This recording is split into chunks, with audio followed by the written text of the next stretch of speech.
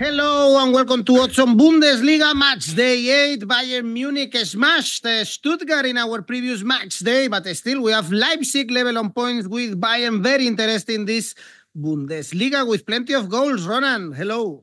Yeah, another week of great goals in the Bundesliga. It was a great Saturday, perhaps not a great Sunday, but with Champions League and European action, we've come to kind of expect that so far in the Bundesliga. So here's hoping for more great Saturdays ahead. Indeed. Well, guys, remember to leave your comments as always. Press the like, subscribe. Let's go on now with the show.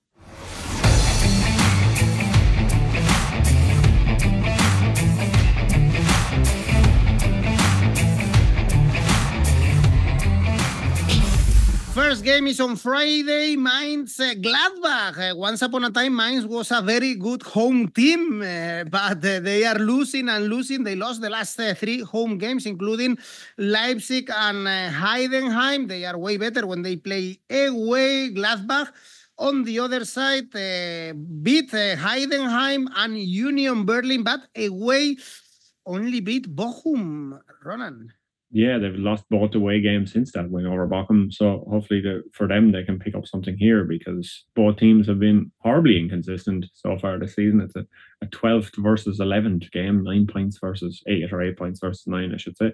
But yeah, it's one of these kind of mid-table battles that maybe we would expect from Mainz, but perhaps not Gladbach with their kind of pedigree. Obviously, they have historic European pedigree going back 50 years or more, but yeah, in the last couple of seasons they have been inconsistent, and that's what we've been seeing kind of time and again, even this season from them. So yeah, we were hoping for something to spark of life from either of these teams, because Mainz, like you said, they've yet to win a home game this season, and they've lost the last 3 and they've conceded 2 in each of those 3. So they need to kind of turn things around, just like Gladbach need to turn things around on the road. And both teams here, they have kind of injury problems going into this match. 𝗀𝗵𝗏𝗏 is out for the next few weeks for Gladbach with a foot injury, and Andreas Hanche-Olsen has a broken toe for Mainz, so he's not going to feature in this one either. So this one has one of these kind of usual Friday night fixtures, the disappointing Friday night fixtures after a European break that we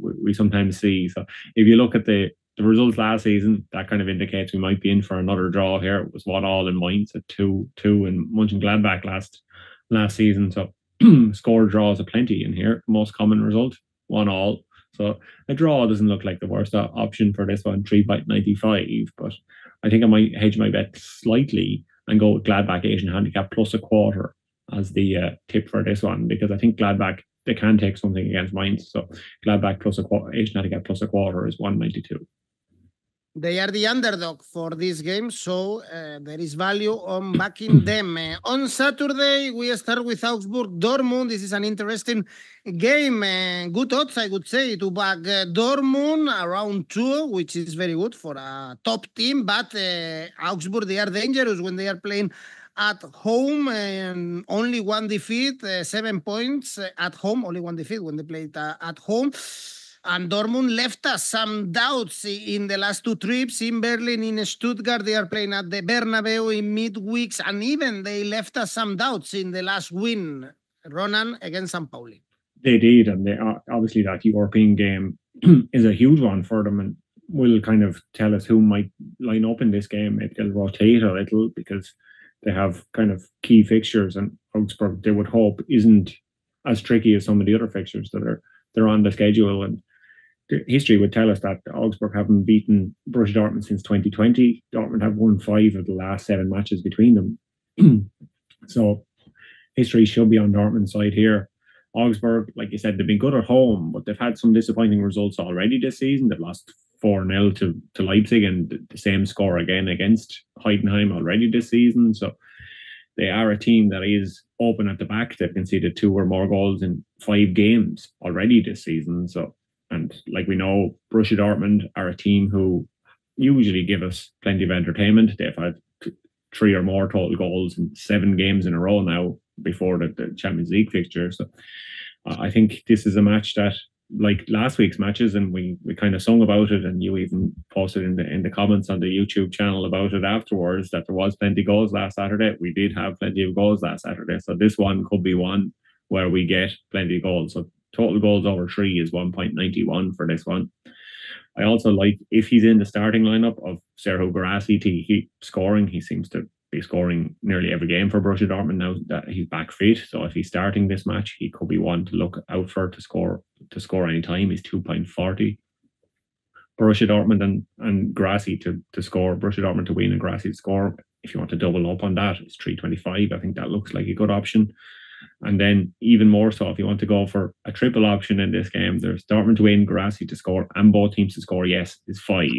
That's kind of the biggest one I'm going for here. But like you said when you're introducing the match, it's hard to look past the odds of Dortmund winning that are just around 2. 1.99, I saw that last night. But if you can get it anywhere close to that, it looks like a great option because Dortmund should be much better than Augsburg in this match. Do you think so far this Dortmund is better than the one we saw last season?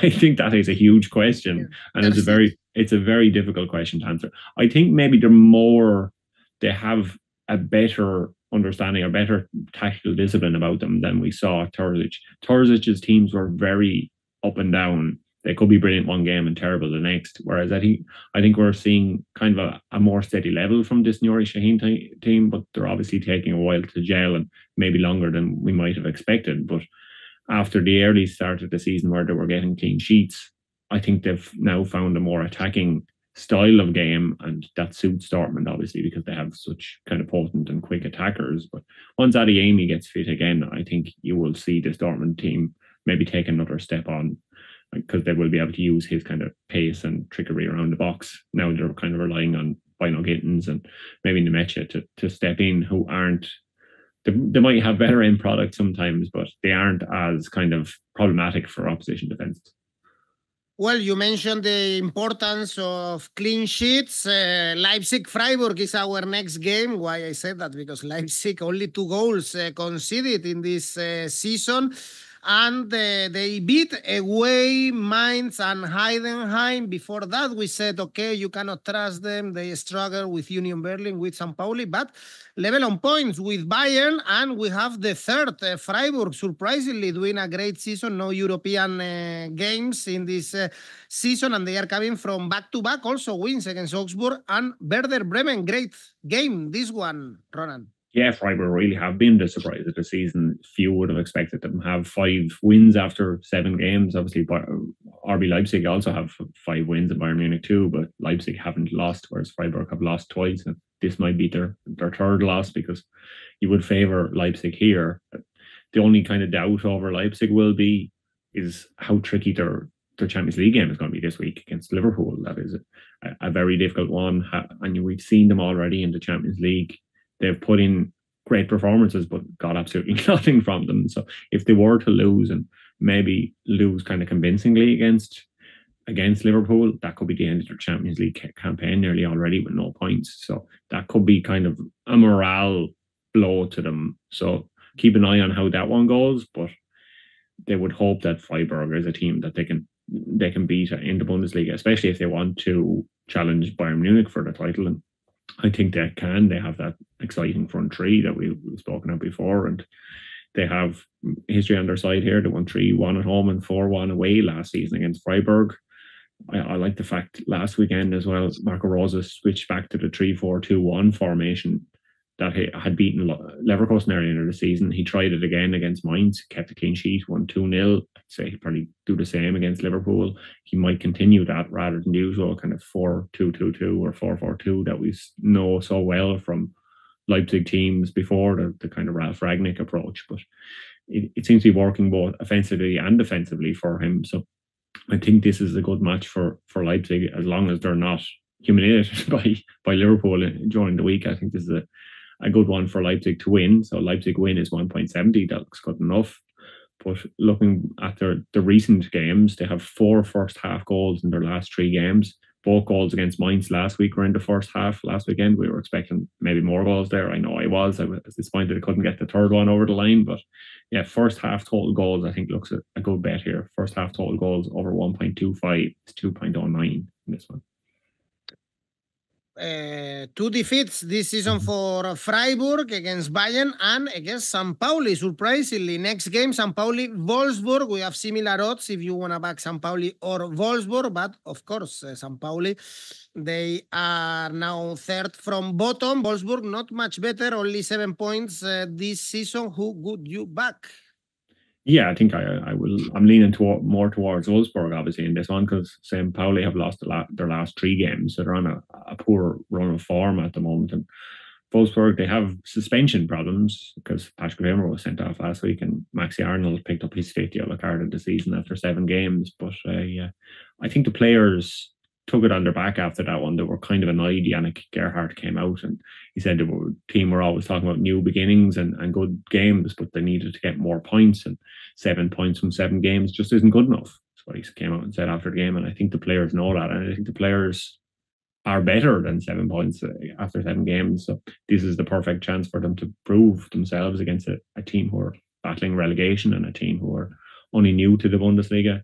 These teams haven't played since a friendly in 2018, so there's no kind of recent relevant games to talk about for that one. But Wolfsburg on the road, they haven't been terrible this season. They won their last away game 3-1 against Bochum. Before that was a 4-3 defeat to Leverkusen. So they have been scoring goals on the road, and they have shown that they can go to away matches and put in performances. So I think they can get goals here against St. Pauli's defence, who hasn't been obviously the best this season. Wolfsburg have had 2 or more goals in their last 3 away games. So Wolfsburg over 1.5 goals looks good at 2.30 in this one. I think those look like good odds, but it's hard to look past the fact that the bookies are kind of underestimating Wolfsburg a little, or in my opinion, they are anyway. So Wolfsburg Asian handicap 0 looks like another good option here, 1.98.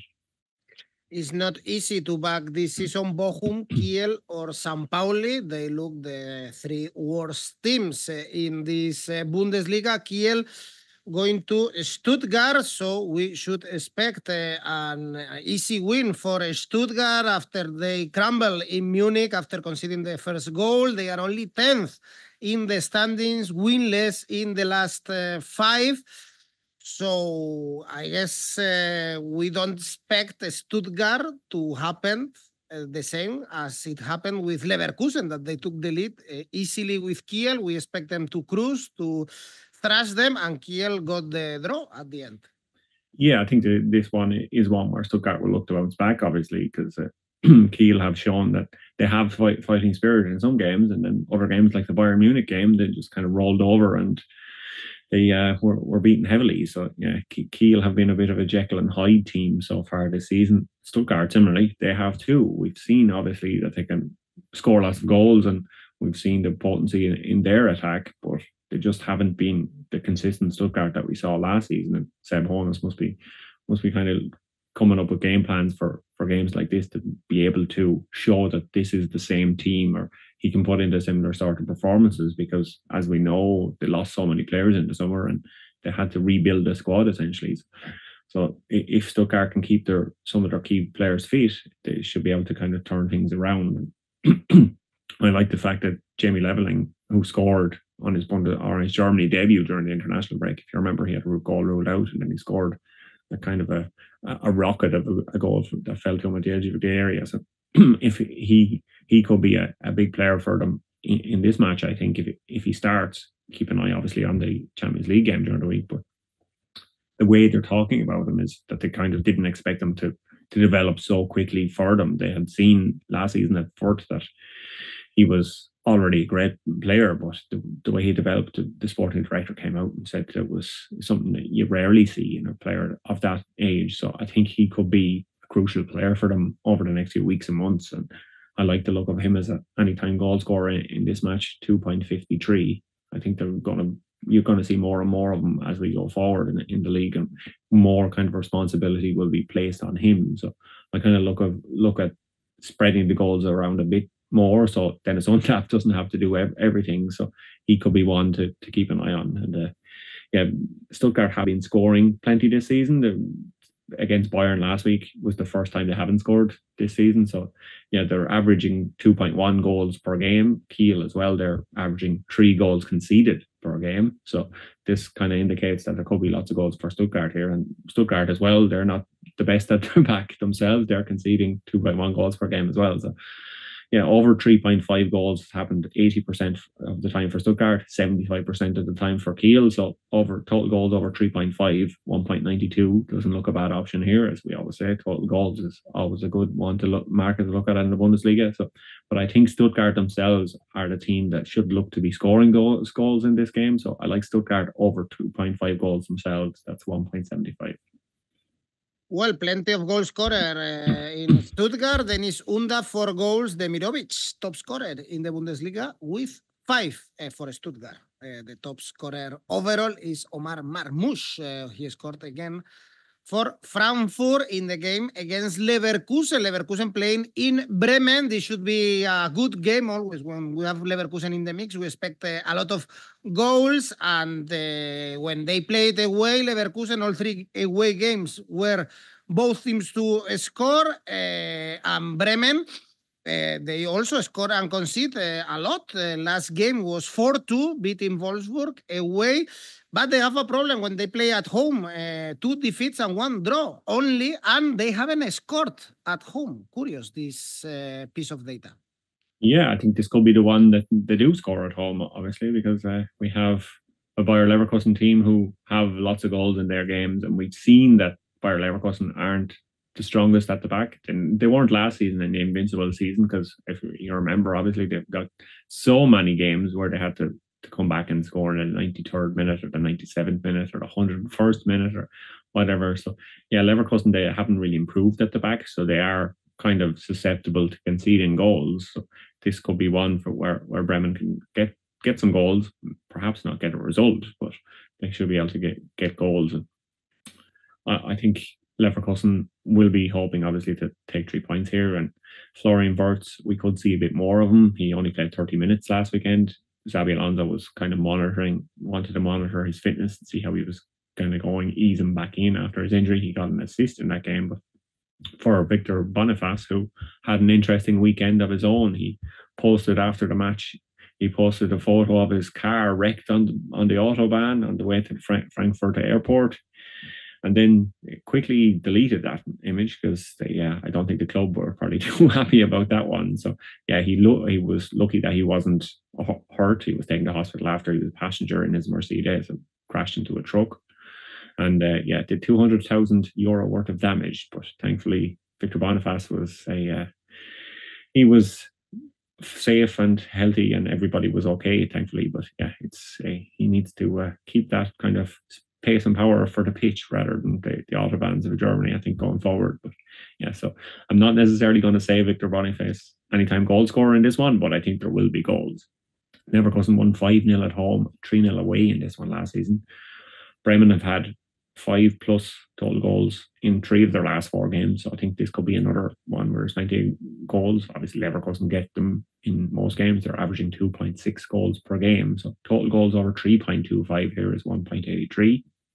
Both teams to score, yes. Looks another good option, 1.58. But looking at Bremen, a lot of their goals tend to be second half goals. So 4 goals in the second half of their 4-2 win over Wolfsburg last weekend. 4 of the goals were in the second half. So second half, both teams to score, yes, is 2.65. If you want to go even bigger than both teams to score, yes, here. So yeah, second half, both teams score, yes. Because we've seen Leverkusen score so many late goals. Why not here too? Well, plenty of goals we expect on Saturday. On Sunday, we have 3 games. Probably we see also plenty of goals in Bochum. Bayern Munich, 17 goals conceded for Bochum, only 1 point. They do look desperate. Also, they were very poor at the end of last season. They were lucky to be saved in the playoffs, and we just can expect, Ronan, a heavy win for Bayern after the 4-0 victory over Stuttgart, with Kane scoring a hat-trick. Now is 8 goals. Is the perfect moment for Harry Kane to be top scorer of the Bundesliga again. It is, and it was his first hat-trick in the Bundesliga, technically, because the Germans say you have to score all in one half and without any goal in between. So that was his first German hat-trick. But if you count hat-tricks the old-fashioned way, like everybody else, yeah, and do the the Inglorious Bastard symbol. He did that celebration after, so he's a true German now. Yeah, but yeah, it's sixth hat trick, or his sixth time to score 3 goals in one game in the Bundesliga. It took him only 39 Bundesliga games. The previous best was 118 games for Dieter Müller. That's not Gerd Müller. That's the other Müller who was big in the 70s, played for Cologne. Gerd Müller himself took 127 games to get to 6 hat-tricks. So yeah, Harry Kane just seems to be tearing up the Bundesliga more and more. So as well, Bochum, the only thing that they have in their favour is maybe a new manager bounce. They sacked the head coach Peter Seidler. They sacked the sporting director too. They brought in Markus Feldhoff, who is not the greatest CV. He's managed Osnabrück before. He hasn't managed in the Bundesliga before. So welcome to the Bundesliga as a home game against Bayern Munich. It's not the ideal way to start off your coaching career in the Bundesliga. But yeah, especially at the helm of Bochum, who concede loads of goals, 3+ goals in their last 3 Bundesliga games. They even conceded 3 goals to Cologne in a friendly during the international break. So they just concede lots of goals at the moment, and that works in our favour if we're going to bet on Harry Kane. Harry Kane, anytime goal scorer, he's only 1.53. So I like to go even more for that. Harry Kane, 2+ goals is 3.40. I think that could be a good option. We could see lots of goals in this one, all for Bayern Munich. Total goals over 4, you have to bet on to get any sort of value. It's 1.97 there. But yeah, if you look at last season's fixture in this one, it was a 7-0 home win for Bayern Munich when they played Bochum. Harry Kane scored a hat-trick in that, so he's used to scoring lots of goals. And then Bochum, in the match before that, Bochum won 3-2. In the 7-0, actually, the Harry Kane scored a penalty in it. There was a penalty for Bochum to win 3-2 in that one. And if I look back at the last 6 or the last 5 meetings between the sides, there's been a penalty in each one of them, which kind of is an amazing stat. So Bayern Munich to score a penalty looks like a great tip here, 3.50. I like it. Indeed, I like it. And the odds are great, considering it's super difficult to find good odds and value on this game. Bayern Munich to score from a penalty looks great. And we have 2 more games, especially interesting. The next one, Union Berlin Frankfurt, because Frankfurt, they were doing a great season. They are still doing a great season, but they are having a tough schedule, visiting Leverkusen, lost. Mamouche scored again, also drew with Bayern, with the Egyptian striker scoring as well. And now it's also tough to go to Berlin because they are showing great numbers, only 1 defeat this season with Gladbach. They've won all 3 games at home, and they look pretty much the same as the team who qualified for the Champions League a couple of seasons ago. Yeah, they do. They go back to this kind of traditional Union Berlin Bundesliga, well, Union Berlin in the Bundesliga anyway, where they will be tight at the back and play low-scoring games, and that seems to be exactly what's happening here. And that's bad news for anyone who has Omar Marmoush tagged down as maybe an anytime goal scorer. He's after scoring in 6 Bundesliga games in a row. It's only the 3rd Eintracht Frankfurt player in history to do that. The 𝗀𝗏𝗏 was the last one back in 1993. He scored in 7 in a row. So Marmoush is looking to equal that record, but I'm not sure he can because Union Berlin just don't concede lots of goals. Last season, obviously, was a different kind of scenario altogether, with Union playing in the Champions League and being tired, battling relegation, kind of having invested poorly in kind of marquee players that didn't really work out for them. But we've seen Union Berlin kind of return back to their basics, and it's working really well for them. It has worked well for them in the past. If you look at the last 6 meetings between these 2 sides, every single one of them is both teams to score no. So that is not something we see often in the Bundesliga. Union Berlin as well, both teams to score no in 2 of their last 3 games. They've already had both teams to score no 5 times this season. So this is a one where I don't think it's going to be a huge high-scoring thriller like last Sunday, perhaps. So total goals under 2.5 is 2.03, but for a rare occasion in the Bundesliga, I'm going to tip both teams to score no. That's 2.25. Leipzig is the worst team in these stats, in both teams to score. Only 1 out of 7, and then we have Heidenheim and Pauli, 2 out of 7. Hoffenheim and Leverkusen in the opposite side. All the games ended in both teams to score. Talking about Hoffenheim playing against Heidenheim. The two most difficult names to pronounce if you are not German, I must admit. 7 points for Heidenheim, lost to Gladbach and Leipzig recently. Hoffenheim beat Bochum to get a little bit further from the bottom three. Their European campaign has been better than the Bundesliga season. We can say the same about both of them, but I guess Heidenheim would be happier. Being ninth in the standings is still really good for a team that was promoted just 2 seasons ago. Yeah, it's an incredible season for them, obviously getting to play in Europe and competing in the Bundesliga, not being dragged into a relegation zone, because we've seen it before, obviously, like you were mentioning, Union Berlin, when they had to play in Europe, they got dragged into the relegation battle, but Heidenheim seem to be rotating well, or keeping the players fit, I should say, because a lot of those players are key players who play in every game. So yeah, Heidenheim they'll be very happy with the way the season has gone so far this season, and long may it continue. It's great to see them performing well. It's great to see a smaller team like that do well in Europe, and I think competitions like the expanded Conference League to kind of give that opportunity that we get to see some smaller teams in Europe play matches and win matches. We might necessarily be seeing it too often in this bigger Champions League, but we get to see it in the Conference League and Europa League. So long may it continue. And I think this match could be a tricky one for them coming so soon after the European match, because, like I said, they're still adapting to it, so they still have to juggle these games. And I think Hoffenheim could be pretty strong here.